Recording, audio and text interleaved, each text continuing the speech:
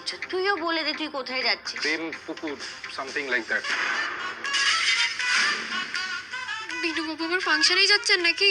বিনায়ক কি শেষে বাবলুকে সিঁদুর পরিয়ে দিয়ে স্ত্রীর মর্যাদা দিল? হ্যাঁ বন্ধুরা, আমরা এমনটাই দেখতে পারবো 17 জুন।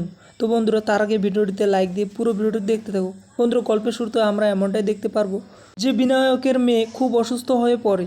এদিকে বিনায়ক এবং বাড়ির সবাই মিলে বিনায়ককে বলে যে যে করে হোক মেয়েকে বাঁচাতেই হবে।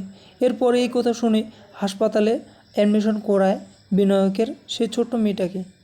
এদিকে মেয়েটি হাসপাতালের বেডে শুয়ে কাঁদতে কাঁদতে বলে, আমার কাছে আমার মাকে এনে দাও না বাবা।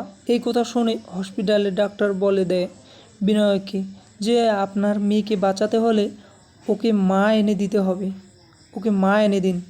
ডক্টরের কথা শুনে সবাই চমকে ওঠে এবং বিনায়ক ভাবতে লাগে যে হঠাৎ করে কোথা থেকে মা নিয়ে আসবো। এদিকে বাবলি চলে আসে, বলে ওঠে, না না তুমি আর কেঁদো না মা, তোমাকে সুস্থ করার জন্য বাবা তোমাকে নতুন মা এনে দেবে তো। বাবলির কথা শুনে বিনায়ক এবং বিনায়কের বাড়ির সবাই চমকে ওঠে যে এই মেয়ে কী বলছে, ঠিক কথা বলছে তো, কি বলছে আবল তাবল। এরপর বাবলি বলে ওঠে, নতুন মা এনে দেবেন তো স্যার। এরপর বেশ কয়েকদিন কেটে যায়। এদিকে বিনায়কের সেই ছোট্ট মেয়েটা সুস্থ হয়েও ওঠে। বিনায়ক ভাবতে থাকে যে বাবলিকে সে বিয়ে করবে, কারণ তার মেয়ের প্রাণ বাঁচিয়েছে শুধু বাবলি।